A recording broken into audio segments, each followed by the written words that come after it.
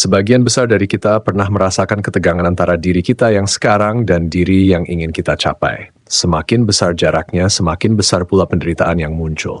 Tapi seringkali justru penderitaan itu menjadi dorongan paling kuat untuk mencari penyembuhan. Itu pula yang dialami Augustine. Pergulatan batinnya berlangsung pahit hingga usia 30-an. Dan meskipun ia hidup lebih dari 1.500 tahun yang lalu, kisah tentang bagaimana ia menemukan kedamaian tetap terasa relevan sampai hari ini. Di awal hidupnya, Augustine mengandalkan kecerdasan alaminya. Ia sukses secara profesional, tapi ia segera menyadari bahwa kecerdasan dan pengetahuan luas tidak cukup untuk membuatnya bahagia. Kesenangan duniawi yang ia kejar hanya meninggalkan kekosongan. Setelah pertobatannya, semuanya berubah. Augustine menjadi salah satu bapak gereja, menulis The City of God dan mendirikan Ordo Augustinus. Namun dalam The Confessions, ia tidak berbicara sebagai seorang tokoh besar. Ia berbicara sebagai seorang manusia yang jujur, rapuh, dan mau membuka dirinya. Seolah-olah kita sedang membaca buku harian seorang sahabat yang ingin hidup lebih baik dan mendekat pada Tuhan. The Confessions adalah salah satu autobiografi paling awal dalam sejarah, dan menjadi karya klasik tentang bagaimana pengalaman spiritual dapat mengubah seseorang secara radikal. Tahun-tahun awal Augustine lahir pada tahun 354 di masa-masa akhir Kekaisaran Romawi di Numidia, Afrika Utara, yang sekarang adalah Tunisia.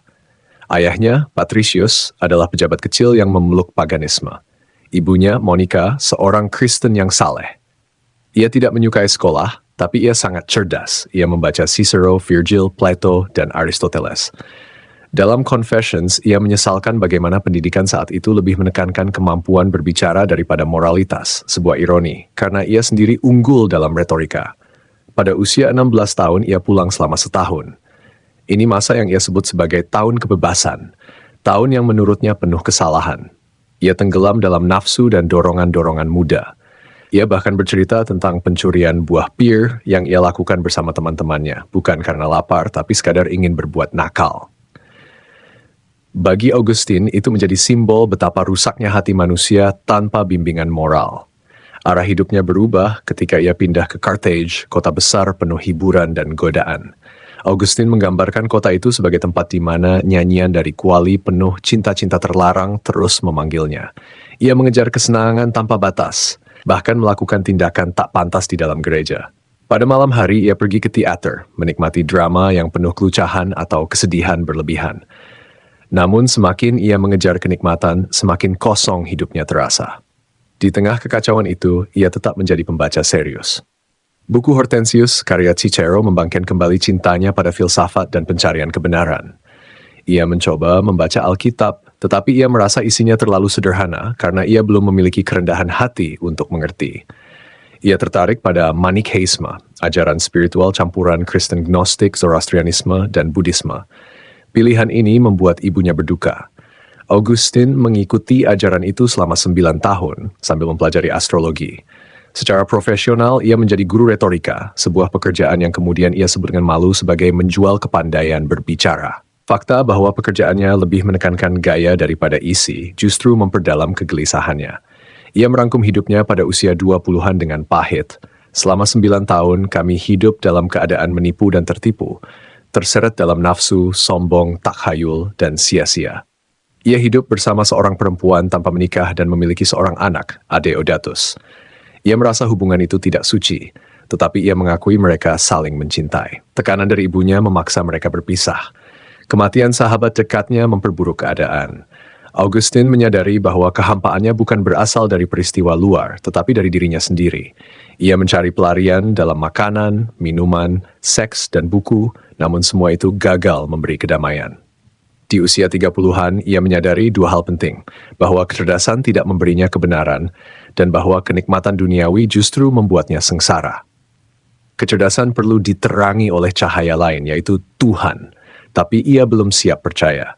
Penemuan yang lambat dan menyakitkan. Pada tahun 383, ia pindah ke Roma. Setahun kemudian, ia mengajar retorika di Milan. Ia suka mendengarkan khotbah Uskup Ambrose, bukan karena tertarik pada isi khotbahnya, tapi untuk mempelajari caranya berbicara. Namun lama-kelamaan, isi pesannya justru masuk ke hati Augustine. Ia mengakui bahwa dirinya letih oleh kecemasan dan ketakutan. Ia tahu bahwa sumber kebahagiaannya selama ini hanyalah kebanggaan dan ambisi. Ia mulai melihat bahwa manusia tidak ditakdirkan untuk terus menderita. Dalam terang Tuhan, kesengsaraan bisa memudar. Kemanapun jiwa manusia mengarah kecuali padamu, ia akan terpaku pada penderitaan. Augustine menyimpulkan bahwa tanpa Tuhan, ia hanyalah penunjuk jalan menuju kehancurannya sendiri. Namun ia terus bergulat dengan iman. Setelah berbagai pencarian di dalam dirinya, ia mendengar suara berkata, "Aku adalah aku." Ini belum cukup menenangkannya. Kekhawatirannya terbesar adalah ia tidak mampu meninggalkan kenikmatan duniawi. Titik balik datang ketika ia dan sahabatnya, Alypius, tinggal di sebuah rumah pedesaan. Suatu hari, putus asa dan penuh rasa bersalah, Augustine berbaring di bawah pohon ara dan menangis. Ia bertanya dalam hati, "Berapa lama lagi aku harus menunggu untuk diselamatkan?" Lalu ia mendengar suara anak kecil di sebelah rumah berkata berulang-ulang, "Ambil dan bacalah." Ia menganggapnya sebagai tanda, mengambil Alkitab dan membuka halaman secara acak. Ayat yang dibacanya menegaskan bahwa jalan menuju Tuhan bukanlah melalui nafsu dan persaingan, melainkan melalui Yesus. Itu menjadi momen terbesarnya. Augustine berhenti mengajar, kembali ke Afrika dan ditahbiskan menjadi imam. Pada tahun 396, ia menjadi uskup Hippo hingga akhir hidupnya. Ia menjadi pembela utama gereja Katolik dan salah satu tokoh paling berpengaruh dalam sejarah Kristen. Komentar akhir. Jika penderitaan batin seseorang sangat besar, mungkin kedamaian yang ia temukan juga akan sama besarnya. The Confessions menjadi salah satu catatan terbaik tentang bagaimana jiwa yang tersiksa bisa pulih melalui iman. Namun Augustine bukan sosok yang sempurna. Rasa bersalahnya tentang seks, dogmatisme, dan sikapnya terhadap perempuan juga meninggalkan jejak dalam gereja. Banyak pembaca modern mungkin akan merasa canggung dengan beberapa bagian hidupnya, tetapi sangat sedikit tokoh dalam sejarah yang memaksimalkan potensi mereka seperti Augustine. Dari latar belakang sederhana, dari masa muda penuh dosa dan kesenangan, ia berubah menjadi tokoh intelektual terbesar dalam tradisi Kristen Barat. The City of God, yang ditulis selama 13 tahun, menjadi fondasi teologis gereja selama berabad-abad. Augustine wafat pada tahun 430 ketika suku Vandal menyerang kotanya. The Confessions bukan hanya kisah pribadi, tapi juga catatan dunia yang sedang runtuh. Namun yang paling kuat tetap revolusi batinnya. Temuan bahwa iman bisa membawa kedamaian dan keteraturan bagi pikiran yang tersiksa.